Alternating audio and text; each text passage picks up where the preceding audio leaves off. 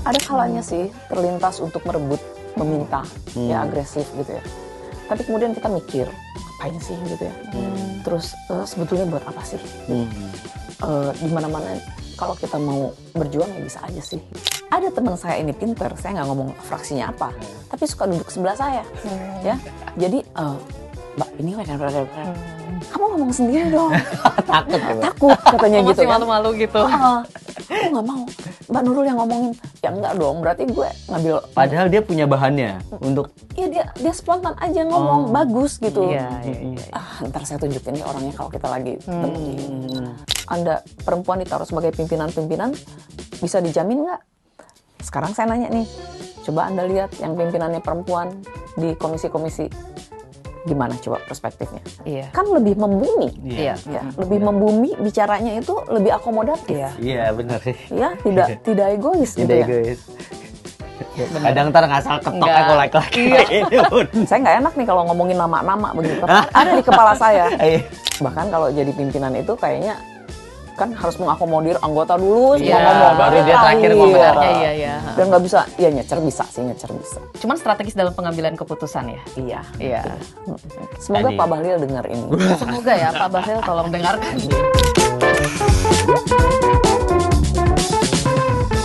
Halo sahabat Kompas, kembali di Gercep Gerak Cerita Politik bersama saya Nikolaus Sarbowo. Saya Agnes Theodora.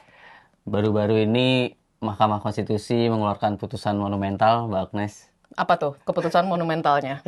Jadi sekarang keterwakilan perempuan 30% itu tidak hanya terimplementasi gitu ya, ada di pencalekan, tapi juga diharapkan itu terwujud di komposisi pimpinan alat kelengkapan Dewan DPR. Oh, jadi kayak di komisi-komisi, badan-badan gitu ya? Itu harusnya 30%. Berarti sekarang belum ya? Masih banyak kan laki-laki sekarang? Jangan tanya saya. Oke. Ya, Makanya- sebenarnya Kompas juga mendata juga, tapi kita tanya yang lebih Pas kali ya untuk Pas. cerita-cerita soal ini ya. Ya, kita- Dengan Mbak Nurul Arifin. Terima Halo Mbak. kasih Mbak Nurul. Apa kabar Niko, Agnes? Kabar baik. Mengobati kekangenan saya ke Kompas. Udah lama ya nggak kesini. Lama banget. Nah, ini Mbak dengan putusan MK kemarin, mungkin Mbak Nurul punya respon seperti apa sih Mbak? Apakah itu menjadi ya angin baru gitu ya untuk DPR bahwa memang keterwakilan itu harus 30% sehingga dalam kebijakan bisa lebih mengarah kepada kesetaraan pada perempuan dan lain-lain gitu Mbak?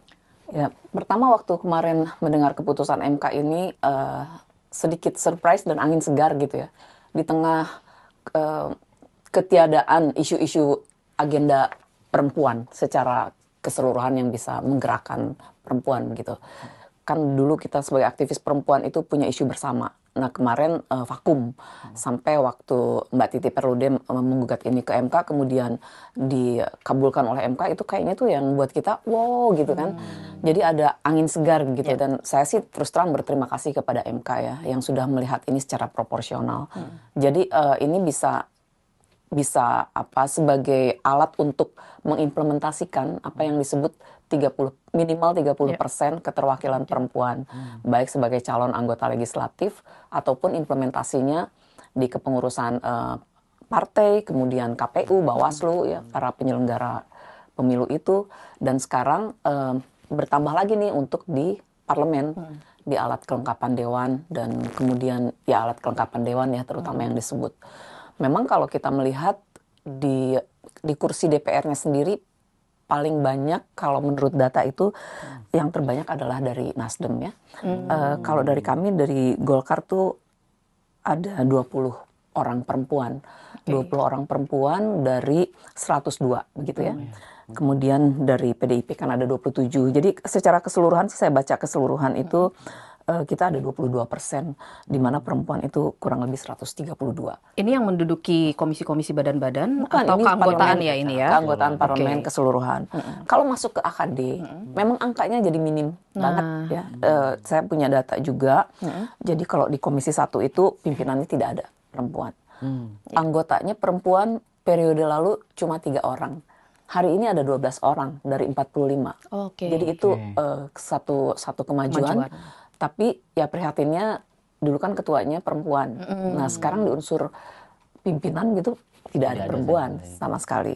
Kemudian di Komisi 2 juga perempuannya sedikit, hanya 3 orang ya, dan pimpinannya tidak ada perempuan. Kemudian di Komisi 3 pimpinannya ada Sari Yuliati dan 4 orang perempuan dari 45 anggota. Dan Komisi 4 ada 1 orang perempuan, Ibu Titi ya. Dari 45 8 orang perempuan. Itu Komisi 4. Kemudian Komisi 5 pimpinannya 0 perempuan. Dari 45 anggota 6 orang perempuan. Ya. Kemudian Komisi 7 1 pimpinan perempuan.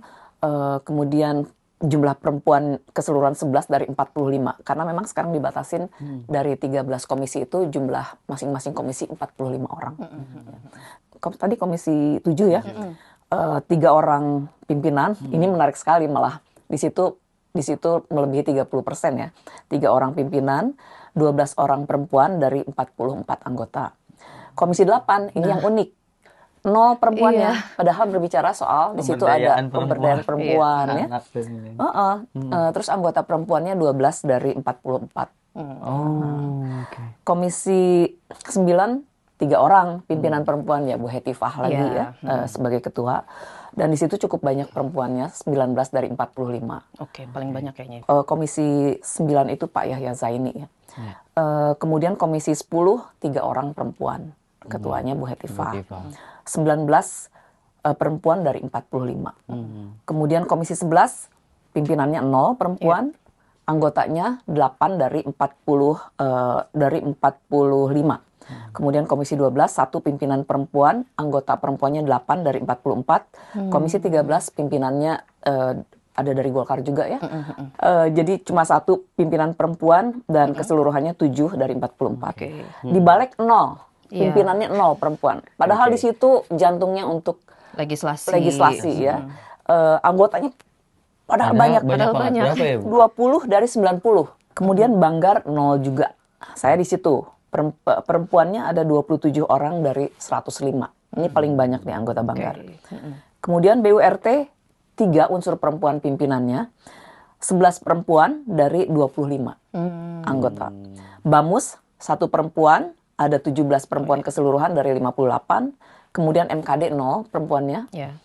Hanya 1 perempuan dari 17 orang anggota. Cuma 1 ya? MKD itu? Di MKD. Iya. Kemudian di BAKN 0 perempuannya ya. 2 orang dari 19 orang anggota. Kemudian BKSAP 1 perempuannya. Dan secara keseluruhan 15 dari 45. Kemudian Badan Aspirasi Masyarakat BAM itu 1 orang dan keseluruhannya 3 dari 19. Jadi angka yang 33% itu cuma di BKSAP. 15 perempuan dari 45. 33,33%. Sisanya nggak ada yang nyampe ya? Sisanya nggak ada. Yang paling parah sih BURT ada nih 44%. 11 perempuan dari 25 anggota. Ya agak ngenes yang MKD tadi. Berjuang sendiri MKD 1 dari cuma 3. Iya, dari 17 jadi 5,88 gitu. Nah itu kenapa sih Mbak? Kenapa sangat minim ya keterwakilan perempuan di AKD. kursi pimpinan AKD? Banyak faktor sih ya, baik yang objektif maupun yang subjektif. Dan kami memahami lah. Dan kemudian kalau di unsur AKD ataupun kepengurusan di fraksi itu, biasanya kalau di kami di Golkar itu berdasarkan ormasnya mana, dibagi nih. Terus kemudian unsur wilayah, jangan misalnya cuma dari Jawa Barat aja atau Jawa Tengah atau Jawa Timur, tapi ada dari Indonesia Timur. Itu pun menjadi satu pertimbangan ya. Kalau di MPR kan ketua MPR dari Golkar itu berasal dari NTT, Pak Mekeng gitu. Jadi itu dihitung betul begitu. Karena kalau tidak dihitung cermat, nanti ada yang protes-protes begitu ya. Nah kalau unsur perempuan ini, kita memang dalam politik itu lebih banyak mengalah dan menerima gitu ya. Kurang berjuang. Mungkin kalau behaviornya laki-laki itu, mereka bisa meminta, nungguin, fight gitu. Lebih agresif gitu ya. Lebih agresif lah pokoknya. Kalau kita kan perempuan, ya mau dikasih oke, enggak apa-apa gitu ya. Ya saya juga belum pernah ada di unsur pimpinan sih terus terang. Buat saya ya udah, saya kerja aja gitu kan. Itu keputusan politik gitu. Saya juga nggak agresif. Saya mau di sini, kalau nggak ini, saya ini enggak lah gitu. Mungkin sikap yang seperti ini juga di terjadi pada perempuan-perempuan lainnya. Jadi mereka nggak mau banyak argue gitu ya, berargumentasi ataupun agresif. Ya sudah. Gitu. Ada kalanya sih terlintas untuk merebut, meminta, ya agresif gitu ya. Tapi kemudian kita mikir, ngapain sih gitu ya. Terus sebetulnya buat apa sih? Gitu. Di mana-mana kalau kita mau berjuang ya bisa aja sih gitu. Apa sih keuntungannya gitu ya. Kalau dalam posisi saya, posisi saya setelah sekian lama di politik ya, kemudian 3 kali di DPR, ini masuk periode yang ketiga, saya jadi berpikir jabatan, kalau memang dengan jabatan itu bisa produktif atau apa, oke lah. Tapi kalau situasinya ya sama aja, terus buat apa gitu ya? Ya udah, saya sekarang anggota ya saya nikmatin aja. Saya dikasih poksi Komisi 1 untuk dari fraksi Partai Golkar, oke gitu. Nah, itu sih. Dan Komisi 1 juga agak berat juga ininya ya, isunya juga ya, Mbak. Kayaknya apa memang ada dari fraksi atau dari partai itu memang melihat secara umum dulu, oh ini kapasitasnya itu, baru soal tadi perempuan bisa untuk memimpin atau enggak gitu, Mbak. Sebetulnya ya, kalau saya melihat kapasitas itu ada di semua perempuan sih. Ya, ketika mereka di challenge itu kelihatan tuh jati dirinya dan kelihatan bahwa mereka itu mampu gitu. Saya ngelihat teman-teman saya, junior saya ya, mereka di sana itu saya sudah melihatnya secara apa ya, sebagai orang dewasa lah ya, mungkin gitu, karena ya mereka melihat saya sebagai senior. Saya ngelihat mereka tuh sebetulnya mampu. Tinggal partai itu mau memberi atau tidak gitu. Dan saya berterima kasih sekali ke MK ya. Dan tinggal kita mengawal implementasinya itu seperti apa gitu. Karena ini satu kemajuan besar ya.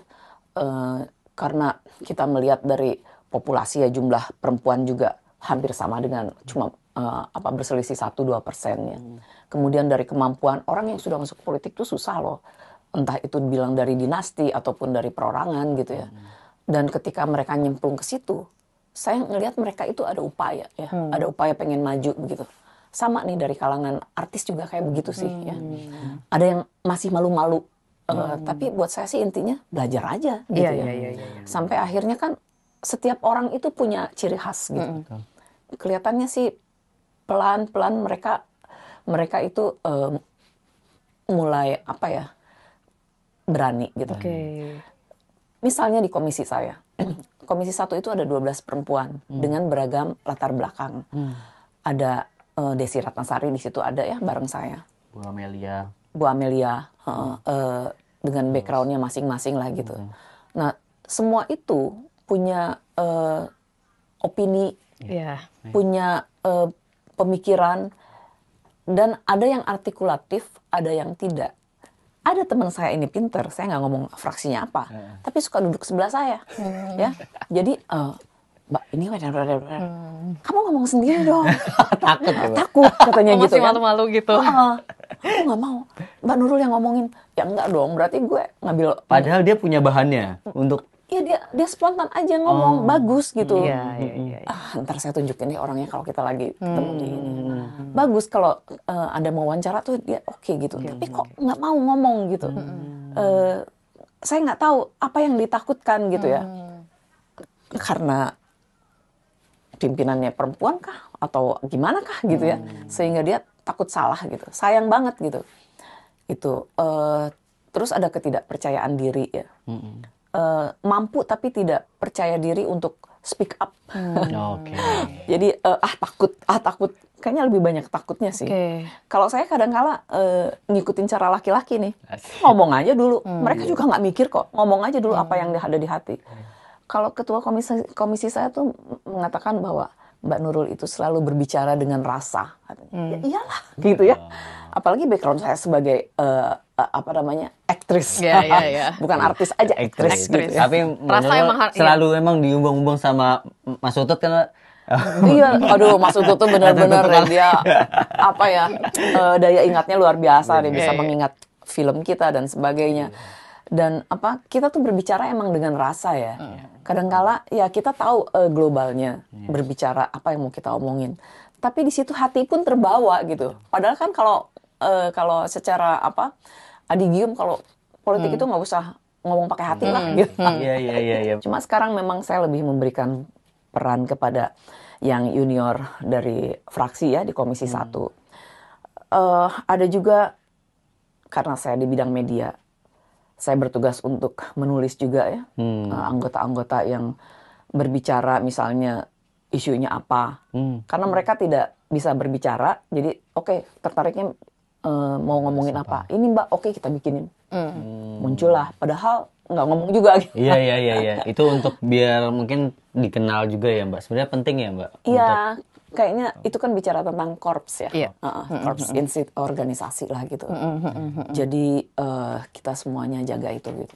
Nah tadi Mbak kan bilang soal masih banyak yang ragu ya, tidak berani gitu. Nah itu kalau Mbak melihat kan sudah selama 3 periode ini ya, jadi anggota DPR, itu kenapa? Apa karena lingkungannya yang membuat akhirnya perempuan sulit untuk speak up, sulit untuk bicara gitu, atau faktor apa gitu? Kenapa akhirnya, apakah karena budayanya sangat laki-laki misalnya, sehingga perempuan takut untuk berbicara di ruang-ruang DPR, atau seperti apa gitu? Kalau perspektif saya ya sebagai mantan aktivis katakan begitu ya, yang mendalami tentang feminisme gitu, ya budaya patriarki itu masih menjadi mindset.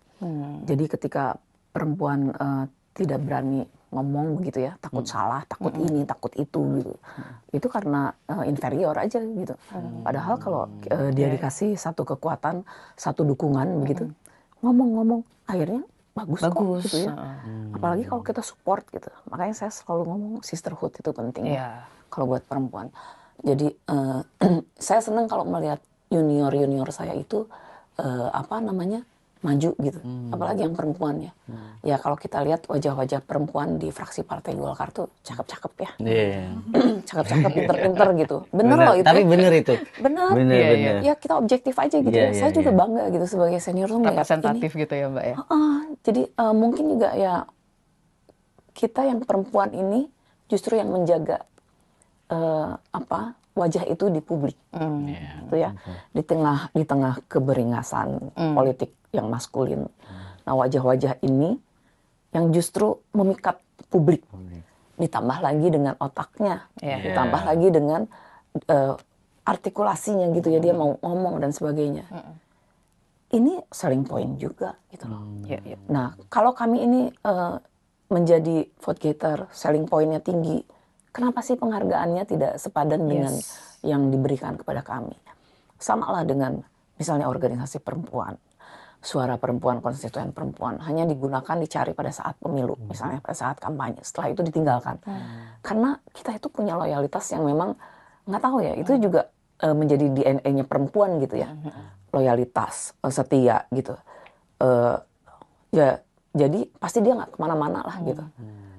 Rasa gitu, tadi Mbak. itu ya, rasa. Nah, sekali lagi kalau berbicara soal keputusan MK itu, ya kita tinggal nunggu implementasinya. Kami berharap dukungan dari publik, dukungan dari media. Karena dulu juga kan undang-undang tentang kuota 30% perempuan itu muncul dengan dukungan media yang sangat luar biasa. Dan kita bekerja sama dengan publik ya, civil society gitu. Dan sebenarnya berarti dengan putusan MK ini, kalau membaca Mbak Nurul tadi, pernyataan harus lebih berani tampil gitu ya Mbak? Atau seperti apa Mbak? Untuk bisa menunjukkan bahwa dianggap gitu. Atau pintunya udah ada nih ya, tinggal gimana dimanfaatkan tuh sama anggota DPR yang perempuan gitu. Betul. Apakah kesempatan itu kan berarti kan udah ada gitu. Iya. Dan saya berharap yang prianya lebih fair juga. Memberikan ruang itu dan mendorong untuk mereka aktif ya. Jadi kitanya sih udah takut nggak dipercaya gitu loh sama bapak-bapaknya nih. Takut maksudnya nggak dipercaya tuh gini. Kita mau ngomong, wah ntar kalau dia ngomong salah gitu ya. Terus kadang-kala ya udah kita aja diambil alih sama para bapak-bapak ya, para prianya. Udah kita aja yang handle yang ngomong dan sebagainya. Padahal perempuan itu punya satu menurut saya skill ya, skill yang multi-dimensi, multi-talent, multitasking. Ya karena kita bisa bekerja dengan secara logika, hati, intuisi, ya, Jadi semua ada di situ.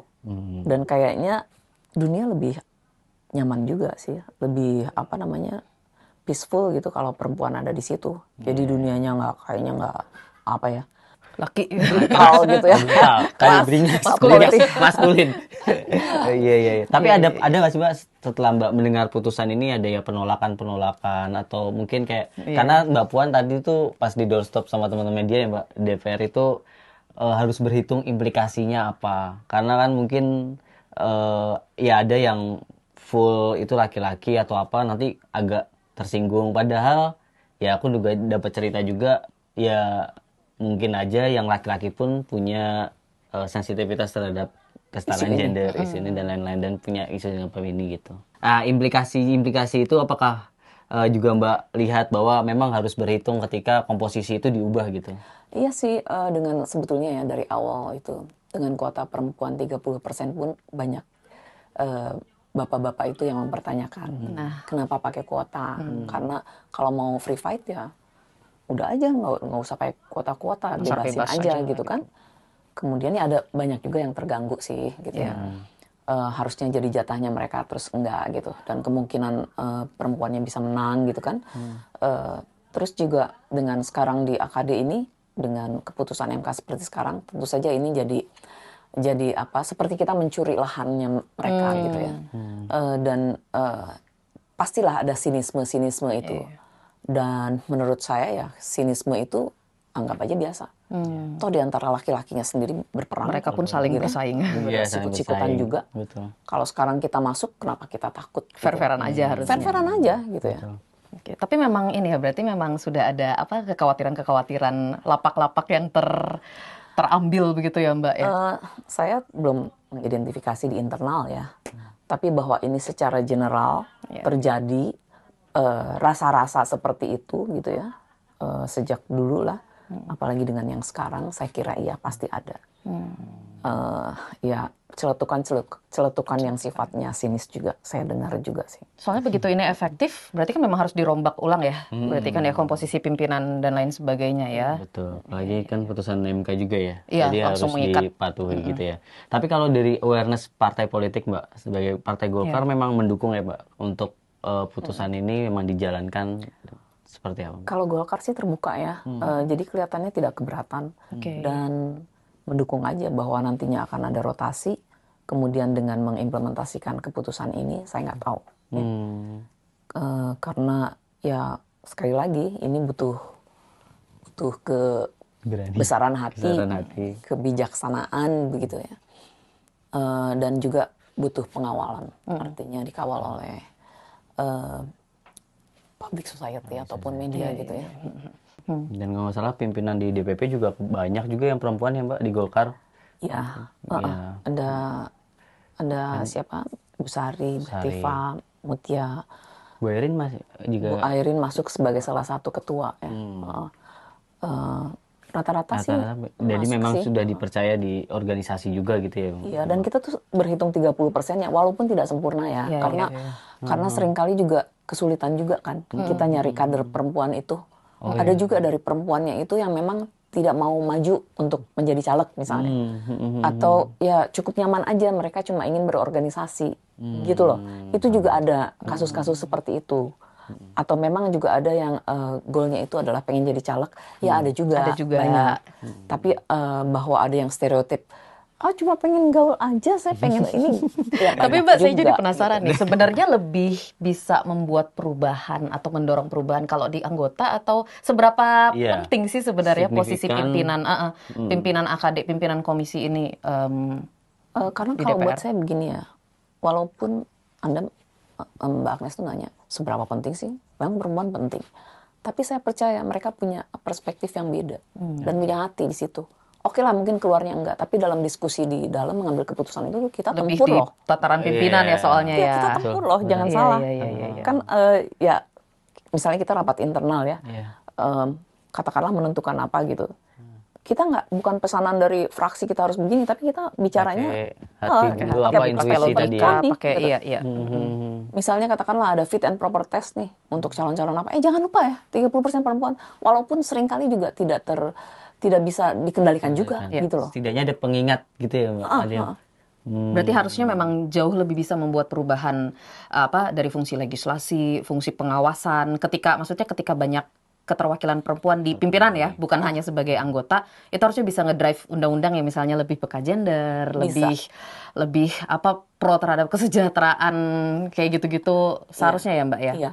Saya sih percaya itu ya. Walaupun kalau dalam perjalanan saya di parlemen nih banyak juga sih laki-laki juga yang feminis katakanlah begitu ya. Mereka pro dengan isu-isu perempuan. Ada, saya nggak mau sebutin namanya ya. ada ya. Ada. Jadi mungkin karena ya melihat bahwa penting gitu loh. Ya keberadaan perempuan itu penting. Mungkin ya melihat dari ibunya lah ataupun dalam lingkungan yang kecil gitu ya. Nah, jadi ya kalau dikatakan kalau Anda perempuan ditaruh sebagai pimpinan-pimpinan bisa dijamin nggak?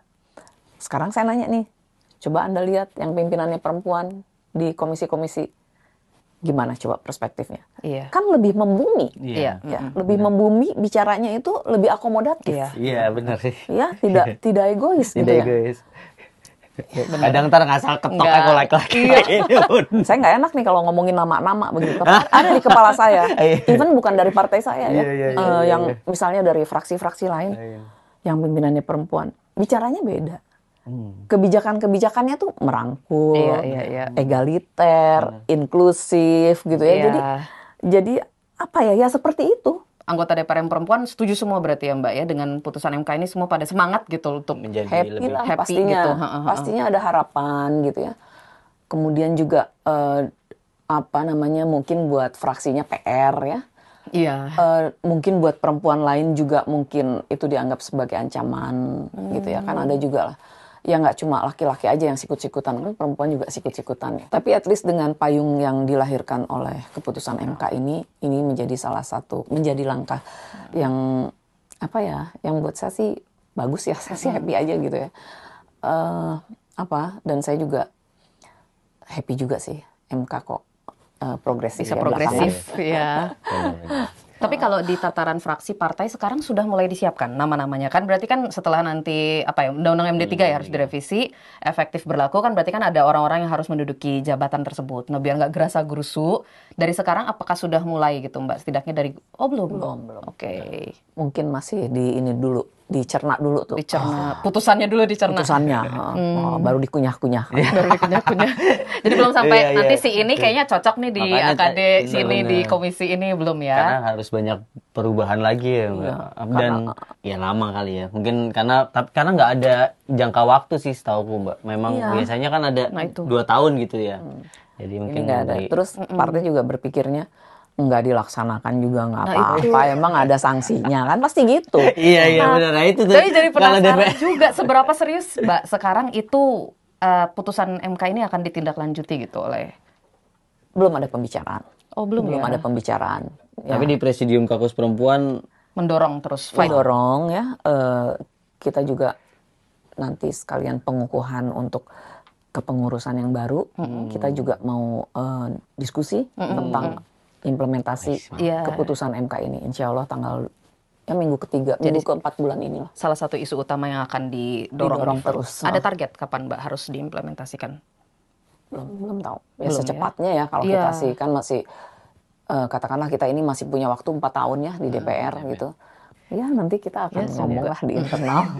Sekarang bicara pengalaman Mbak Nurul. Gimana sih Mbak ketika bertarung dalam tanda kutip di dapil sebagai sosok perempuan, apakah memang juga sulit gitu ketika pertarungan dalam pencalekan, belum masuk ke DPR tadi ya Mbak? Sulit, sama sih kalau mencari suara itu, apalagi dari pengalaman saya kan pernah kalah juga gitu ya. Jadi saya udah mulai memahami lah petanya seperti apa, polanya seperti apa gitu ya. Jadi kalau mencari suara itu tidak mengenal kelamin ya, siapapun sama itu, tinggal strategi kita mau gimana, terus target kita mau seperti apa. Kita harus membangun grand design sih dari kampanyenya itu mau kayak gimana sih gitu ya, targetnya. Banyak hal sih yang harus dikerjakan ya, tapi intinya adalah tidak ada pembeda waktu pertarungan itu antara laki-laki dan perempuan Nggak sama. lebih berat karena perempuan, nggak ya, sama aja ya. Enggak. Mungkin laki-laki Sama melihat keras. oh perempuan lebih gampang karena ibu-ibu. Enggak juga, karena kan ya Iya, Ya, iya. ya, kadang memang takut juga pergerakan perempuan kadang mungkin lebih ya tadi loyal juga ya Mbak. Tadi Iya, Mbak kan bilang soal iya. loyal, soal dan para pria juga kalau lagi kampanye begitu ya carinya Lah, suara cari Iya, suara perempuan perempuan. juga yang dicari dari suaranya. ibu-ibu itu apa, sampai pilpres sih Mbak. pengajian. Sampai Iya. pilpres juga nyarinya suara perempuan. Yes. Bener, nggak tergoyahkan soalnya. Iya. Kalau tadi kan konteks ini ya, kontestasi, konteks kompetisinya gitu pemilunya. Kalau dalam jabatan gitu, gimana Mbak? Mungkin kan Mbak juga tadi cerita 3 periode ya, 15 tahun menjadi anggota DPR, tapi juga tidak memegang Belum pimpinan. 15 tahun dong, baru Belum ya, masuk oh ya, 11. baru masuk 11 betul. Nah itu, tapi kan belum juga memegang pimpinan. Nah itu gimana Mbak? Ada cerita-ceritanya, misalnya seharusnya jadi ini, tapi tidak jadi karena ini gitu. Iya, itu kayaknya tergantung personality deh. Oke. Jadi saya tuh bukan tipe yang ngejar. Mungkin banyak juga yang kayak saya. Ada. Jadi nggak ngejar. Jadi nggak agresif lah katakan. Oke, tapi saya pengen ini gitu. Saya tuh nggak gitu. Saya melihat junior-junior lain ya. Dari saya udah ada yang masuk kabinet kan cukup lumayan sekarang. Saya ikutin mereka strateginya. Emang mesti ngotot sih ya. Dari awal tuh mesti ngotot, dipersiapkan. Emang desainnya itu udah dari awal. Oke. Saya tuh nggak, emang targetnya nggak ke sana gitu. Jadi saya tuh pengennya parlemen itu adalah dunia saya gitu. Jadi dialektika, perdebatan itu yang saya suka gitu di situ. Tapi kalau itu nggak muncul juga, Dan dialektika perdebatan itu tidak harus di kursi pimpinan. iya. Bisa dilakukan di kursi anggota. Bahkan kalau jadi pimpinan itu kayaknya kan harus mengakomodir anggota dulu semua Iya, ngomong baru dia terakhir Iya. ngomong. Sebenarnya iya. Dan nggak bisa, ya nyecer bisa. Cuman strategis dalam pengambilan keputusan ya. Iya. Iya. Semoga Tadi. Pak Bahlil dengar ini. Semoga ya Pak Bahlil tolong dengarkan. sehingga langsung bener juga kata Nurul nih. Kita bawa Mau jadikan Ya ketua karena saya kan komisi satu nggak langsung pernah gitu. minta gitu kan. Nah tapi Mbak, kalau misalnya sekarang, ya oke berarti kan sekarang harus disiapkan tuh. Mbak maunya komisi mana gitu? Memimpin komisi mana gitu? Iya, kalau pimpinan Mbak. Di mana aja bisa. Nanti mana takut aja tuh ditelepon. sebetulnya bisa. Oh, kamu mau situ ya? Di mana aja sebetulnya bisa. Ya dengan keputusan MK kayak gini juga kan banyak teman-teman itu yang deg-degan juga. Oh, jangan-jangan posisinya diambil gitu-gitu lah. Iya, itu terasa sekali. Tapi sekarang keinginan untuk memimpin komisi udah ada nggak Mbak setelah adanya keluar putusan MK? Mbak secara pribadi gitu? Waktu itu ada. Sebelum keputusan sebelum MK ini justru. keluar. Ya. Tapi setelah katakanlah digergaji ya, akhirnya saya ngelihatnya, mungkin Tuhan sayang sih sama saya. Saya pikir gitu ya. Itu salah satu untuk membesarkan hati juga sih. Sehingga saya tidak mengambil keputusan-keputusan yang yang krusial gitu lah. Oke. Kan kalau jadi anggota tuh ya bebas sih, enak Iya, ya iya. gitu ya. Lebih nggak ada beban juga ya, beban-beban Karena mengambil pekerjaan yang iya. Dan itu penting gak sih Mbak? Ini kan di DPR. Mungkin nggak nanti ada harapan nih MPR juga seperti itu. DPD bahkan kan komite-komite. Saya sih berharapnya begitu. Oke. Iya. Jadi saya kan minta dicarikan data yang MPR ya. Data MPR tuh nggak ada karena kan di situ ada DPD. Iya. Iya betul. Nah DPD tuh nggak ada datanya yang di MPR. Oh. Ya. Kalau DPD yang sendiri kan ada datanya. Tapi untuk yang di MPR gabungan itu nggak keluar nih datanya, belum ada gitu. Kan itu menarik juga kan. Bagaimana kita melihat komposisi kalau di MPR kan ada ketuanya, pimpinannya ada satu orang. Satu dua dong dengan yang PKB kan. Jadi ibu dari Nasdem satu ya. Terus yang dari PKB satu jadi dua gitu. Terus di unsur fraksi, kemudian kan di situ ada ada kelompok-kelompok juga ya. Di kelompok-kelompok itu kayaknya kepemimpinan perempuannya Juga. masih minim juga ya. Rata-rata lah. Karena hari ini saya baru sosialisasi 4 pilar keluar kota ya. Jadi saya ngelihat di kelompok bansos, Oke. badan sosialisasi 5 yang kita punya itu yang nggak ada perempuannya. Sama sekali nggak ada. Nggak ada perempuannya di unsur pimpinan. Saya nggak tahu di kelompok-kelompok 1, 2, 3, 4 itu ada nggak. Sama di DPD kan juga banyak komite 1, 2, 3, 4 itu ya Mbak. Ada yang itu mungkin Itu kayaknya juga bisa masih berat di apa laki-laki ya, pimpinan-pimpinan jadi komite. harapannya mungkin ini bisa lebih merata ya Mbak. Nggak cuma DPR tapi DPD dan karena kan DPD juga nanti ya pembentukan legislasi juga yang terkait otonomi daerah kan juga ikut juga dan beberapa hal DPD kan juga bikin keputusan-keputusan dengan daerah itu ya. Ini kan MK ngomonginnya untuk AKD kan. Nah AKD itu di DPR RI atau DPD dan MPR juga gitu. Nah itu juga.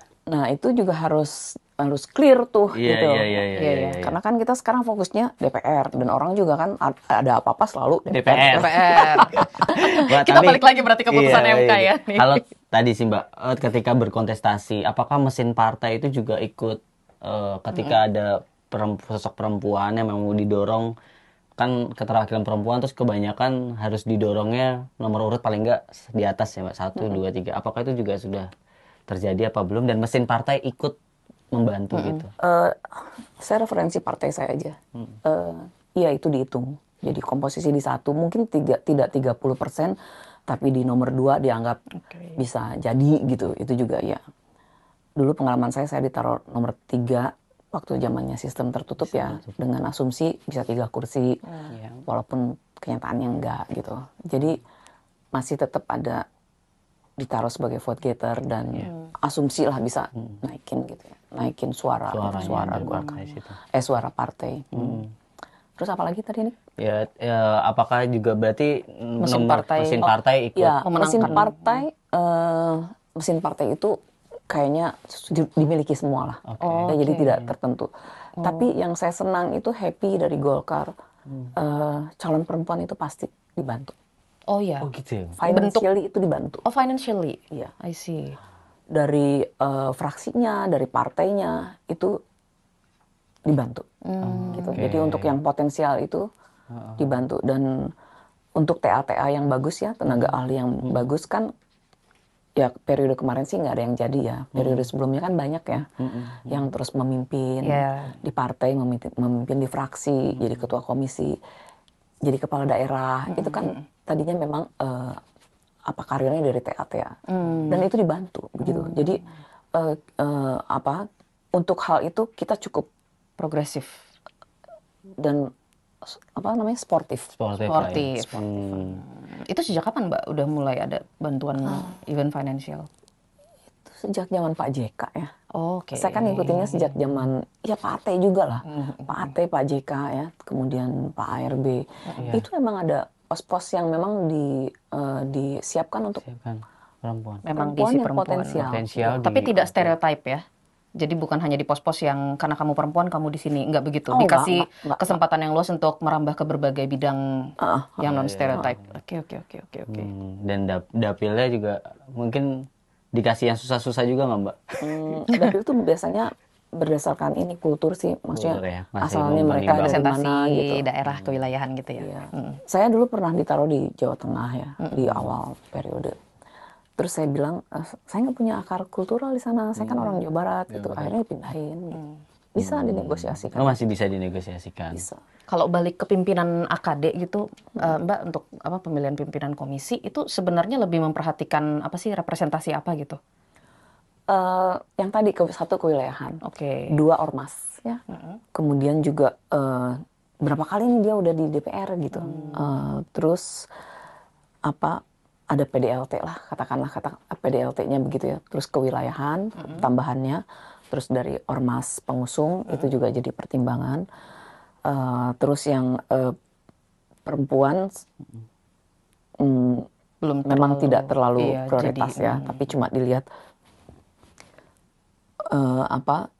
ini pantas ataupun dia memang backgroundnya misalnya hukum, backgroundnya psikologi ataupun pendidikan gitu ya. Menarik. Jadi memang ya tadi sih ya di dapil ketika ini juga harus berjuang mungkin dengan tadi dan di DPR juga harus lebih berjuang gitu ya Mbak untuk bisa menunjukkan dan memang sebenarnya ya tadi sih Mbak kalau aku melihat kalau diberi kesempatan semuanya pasti bisa ya Mbak. Betul. So far saya happy ya di Golkar ya. Dan saya juga menganggap cukup sportif itulah. Ya. Dan apa namanya, sebetulnya kalau politik itu semuanya kembali kepada diri sendiri sih. Ruang udah ada. Secara struktur, negara sudah mengeluarkan undang-undang juga terkait dengan politik perempuan gitu. Jadi nggak ada pembeda gitu loh sebetulnya. Jadi semuanya kembali kepada diri sendiri. Kamu maunya apa sih gitu ya? Kamu maunya seaktif apa sih? Atau cukup dengan nyaman-nyaman saja gitu ya? Atau cukup dengan jadi ya udah gitu ya, misalnya kayak gitu. Tapi sebetulnya ruang untuk dia berkembang itu luas sekali ya, terserah Anda aja, Anda mau berkembang apa tidak. Kan banyak juga yang tadinya dia hadir bukan siapa-siapa, tapi di parlemen katakanlah jadi apa namanya, sangat vokal gitu ya. Iya, betul. Kan banyak kan kalau kita cermati lah ya, yang backgroundnya itu mungkin yang backgroundnya aktivis biasanya lebih itu ya, entah itu di pesantren, entah itu di mana gitu ya. Kemasyarakatan biasanya kepercayaan dirinya sudah lebih tumbuh gitu, terbangun ya. Jadi bisa lebih mengekspresikan pemikiran-pemikirannya itu di parlemen gitu. Kalau ini apa, bisa berbagi tips nih ke junior-junior atau ke sesama perempuan yang lain juga gitu. Bagaimana tips dan cara ya Mbak untuk bisa bertahan gitu di lingkungan politik, apalagi lingkungan elit yang sangat cenderung all boys club gitu. Itu gimana sih Mbak bisa bertahan? Profesional aja. Profesional aja. Jadi kalau saya sih profesional. Jadi kita follow the leader, itu yang pertama ya. Dan juga dengan profesionalisme yang kita anut, yang kita punya itu ya akan terbangun trust gitu. Walaupun awalnya mungkin ragu-ragu ya, karena di jidat kita ini orangnya si ini gitu ya. Ya saya udah dari mulai kepemimpinannya Pak Ate, Pak JK, Pak ARB, Pak Setnov ya, kemudian Pak Erlangga dan hari ini dengan Pak Bahlil, saya merasa bersyukur dengan sikap yang saya miliki, saya bisa berada di tempat ini seperti sekarang lah ya. Dan mereka tidak meragukan loyalitas yang saya bangun itu, profesionalisme yang saya bangun gitu. Menarik itu. Itu pokoknya profesionalitas itu ya Mbak. Jadi jangan terus malah menjadi gue bukan diri sendiri. Pokoknya langsung bersikap aja profesional. Pasti ketika itu bisa dipercaya, itu trust pasti tadi akan kayaknya jadi kata kunci ya. Kalau sudah trust, orang pasti nggak akan melihat kamu gendernya apa, kamu perempuan kah, kamu laki-laki ya. Dan jangan baperan ya. Jangan baperan. Iya sih, di politik memang jangan baperan ya Mbak ya. Iya, jangan baperan. Ya pokoknya kita begini aja. Sama tadi ya, kalau misalnya ada opini ya udah diusuarakan aja gitu. Iya, jangan mikir ini. Iya. Kebanyakan mikirnya sampai nggak ngomong gitu kan. Sekarang soalnya kayaknya kayak teman saya ngomongnya pembisik karena ini. netizen kali Mbak. Pembisik di sebelah saya yang pinter ini, ya kan kalau dia ngomong itu bagus banget. Tapi kenapa nggak berani gitu? Nanti kasih tau saya Mbak. Nanti yang mana orangnya nanti dilihat gitu.